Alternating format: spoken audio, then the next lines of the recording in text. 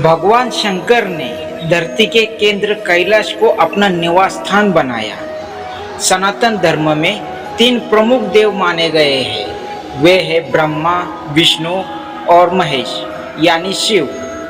ऐसे में इन देवों को लेकर कई तरह के रहस्य बने हुए हैं। ब्रह्मा की उत्पत्ति जहाँ भगवान विष्णु की नाभि से मानी जाती है, वहीं शिव की उत्पत्ति के लेकर अलग अलग धारणाएं हैं।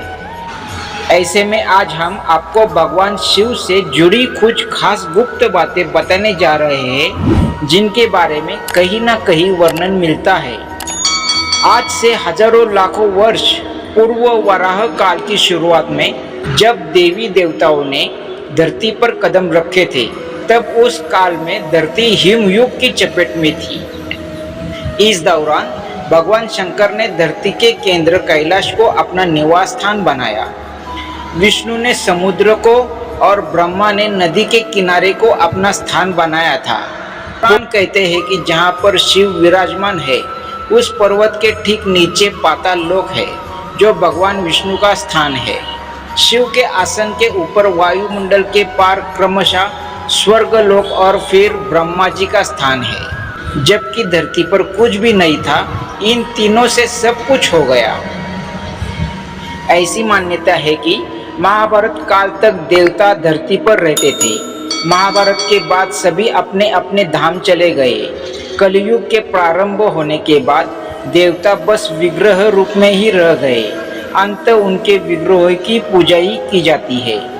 वेद जिन्हें रुद्र कहते हैं, पुराण उन्हें शंकर और महेश कहते हैं। वराह काल के पूर्व के कालों में भी शिव थे। देवताओं की दैत्य से प्रतिस्पर्धा चलती रहती थी। ऐसे में जब भी देवताओं पर घोर संकट आता था, तो वे सभी देवादिदेव महादेव के पास जाते थे। दैत्य राक्षसों सहित देवताओं ने भी शिव को कई बार चुनौती दी, लेकिन वे सभी परास्त होकर शिव के समक्ष झुक गए। इसलिए शिव है देवों के देव महादेव। वह दैत्यों, दानवों और भूतों के भी प्रिय भगवान है। शिव ने जिस धनुष्य को बनाया था, उसकी टंकार से ही बादल फट जाते थे और पर्वत हिलने लगते थे। यह धनुष्य बहुत ही शक्तिशाली था। इसी के एक तीर से त्रिपुरासुर की 3 नगरियों को उद्ध्वस्त कर दिया गया था। इस धनुष का नाम पिनाक था। देवी और देवताओं के काल की समाप्ति के बाद इस धनुष्य को देवताओं को सौंप दिया गया था। इस धनुष को भगवान शंकर ने स्वयं अपने हाथों से बनाया। उनके इस विशालकाय धनुष्य को कोई भी उठाने की क्षमता नहीं रखता था, लेकिन भगवान राम ने इसे उठाकर इसकी प्रत्यंचा चढ़ाई और इसे एक झटके में तोड़ दिया। चक्रों को छोटा लेकिन सबसे अचूक अस्त्र माना जाता था। शंकर जी के चक्र का नाम भवेंद्र, विष्णु जी के चक्र का नाम कांता चक्र और देवी का चक्र मृत्यु मंजरी के नाम से जाना जाता है। सुदर्शन चक्र का नाम भगवान कृष्ण के नाम के साथ अभिन्न रूप से जुड़ा हुआ है।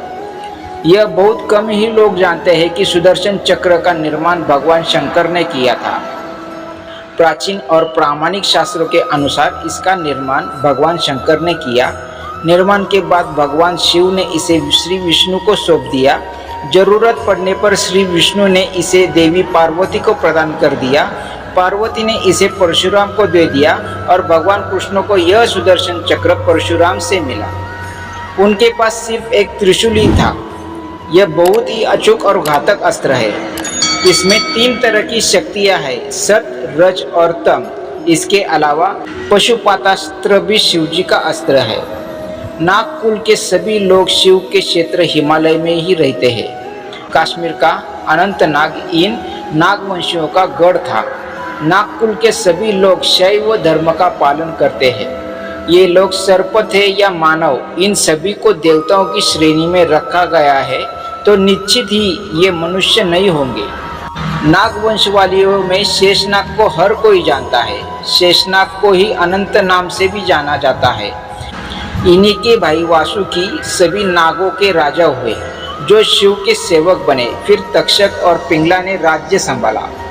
अमरनाथ के अमृत वचन शिव ने अपनी अर्धांगिनी पार्वती को मोक्ष के लिए अमरनाथ की गुफा में जो ज्ञान दिया, उस ज्ञान की आज अनेक शाखाएं हो चली है।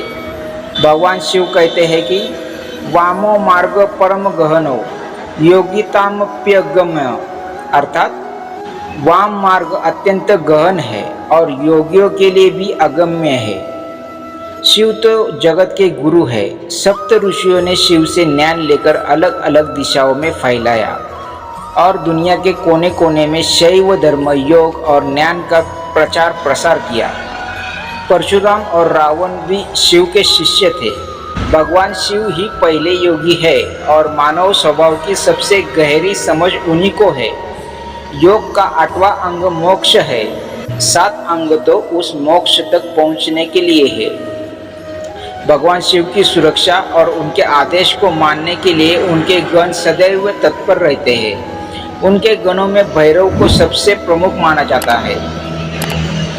उसके बाद नंदी का नंबर आता और फिर वीरभद्र। जहाँ भी शिव मंदिर स्थापित होता है वहाँ रक्षक के रूप में भैरव जी की प्रतिमा भी स्थापित की जाती है। काल भैरव और बटुक भैरव भैरव के 2 हैं। दूसरी ओर वीरभद्र शिव का एक बहादुर गण था, जिसने शिव के आदेश पर दक्ष प्रजापति का सर धड़ से अलग कर दिया। देव संहिता और स्कंद पुराण के अनुसार शिव ने अपनी जटा से वीरभद्र नामक गण उत्पन्न किया। इसके अलावा पिशाच, दैत्य और नाग नागिन पशुओं को भी शिव का गण माना जाता है। ये सभी गण धरती और ब्रह्मांड में विचरण करते रहते हैं और प्रत्येक मनुष्य, आत्मा आदि की खैर खबर रहते हैं। कैलाश पर्वत के क्षेत्र में उस काल में भी कोई देवी या देवता, दैत्य या दानव शिव के द्वारपाल की आज्ञा के बगैर अंदर नहीं जा सकता था। ये द्वारपाल संपूर्ण दिशा में तैनात थे। शिव के गण और द्वारपाल नंदी ने ही काम शास्त्र की रचना की थी। काम शास्त्र के आधार पर ही काम सूत्र लिखा गया था। शिव की जटाएं हैं। उन जटाओं में एक चंद्र का चिन्ह होता है। उनके मस्तक पर तीसरी आँख है। वे गले में सर्प और रुद्राक्ष की माला लपेटे रहते हैं। उनके एक हाथ में डमरू तो दूसरे में त्रिशूल है। वे संपूर्ण देह पर भस्म लगाए रहते हैं। उनके शरीर के निचले हिस्से को व्याघ्र चर्म से लपेटे रहते हैं। वे वृषभ की सवारी करते हैं और कैलाश पर्वत पर ध्यान लगाए बैठते हैं। माना जाता है कि केदारनाथ और अमरनाथ में वे विश्राम करते हैं। विष्णु पुराण के अनुसार ब्रह्मा भगवान विष्णु की नाभि कमल से पैदा हुए, जबकि शिव भगवान विष्णु के माथे के तेज से उत्पन्न हुए। विष्णु पुराण के अनुसार माथे के तेज से उत्पन्न होने के कारण ही शिव हमेशा योग मुद्रा में रहते हैं।